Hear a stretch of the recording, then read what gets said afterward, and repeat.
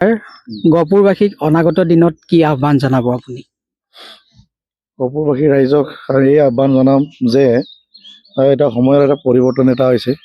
হাতে হাত ধৰি বৰ অসম গঢ়িবৰ কাৰণে যি আমাৰ নেতা গৌৰৱ গগৈ ডাঙৰীয়াই আহ্বান কৰিছে, গহপুৰবাসী ৰাইজে সঁহাৰি জনাইছে।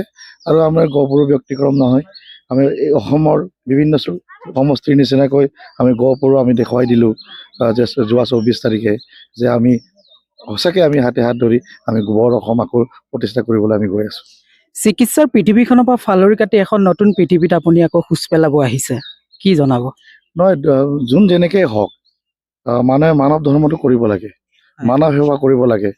কিছুমানে চিকিৎসাৰ জৰিয়তে কৰি আছে, কিছুমানে বেলেগ এটা কাৰিকৰী বিদ্যাৰ জৰিয়তে চলি আছে, আৰু কিছুমান চৰকাৰী চাকৰিয়াল হিচাপেও কৰি আছে। ময়ো ৰাজনীতিত আহিছোঁ, ৰাজনীতিৰ মাধ্যমেৰেও সমাজখনৰ জনস্বাৰ্থৰ কাৰণে মই কাম কৰিব আহিছোঁ। আৰু অনাগত দিনত ইউথৰ কাৰণে আপুনি কি নতুন এনেকুৱা স্কিম আনিব বিচাৰিব? ইউথৰ কাৰণে যিবিলাক আমি চব ইউথৰ কাৰণেতো ধৰক ভৌগোলিক স্থানটো আমি চাব লাগিব, কিন্তু আৰ্বান এৰিয়া চাব লাগিব, ৰুৰেল এৰিয়া চাব লাগিব। বিশেষকৈ আমাৰ ৰুৰেল এৰিয়াবিলাকত ইউথৰ অকল প্ৰব্লেম থাকে।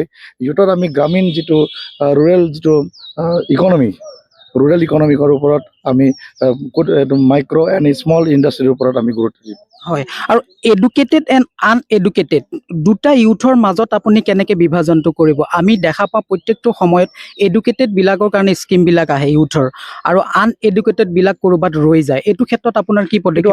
আইন প্ৰতিষ্ঠা কৰিব লাগিব, আইন সংশোধন কৰিব লাগিব। আমি যেতিয়া আমি প্ৰতিনিধি হ'ম, আমি কি কৰিম? আমি আইন বনাম বিধানসভাত।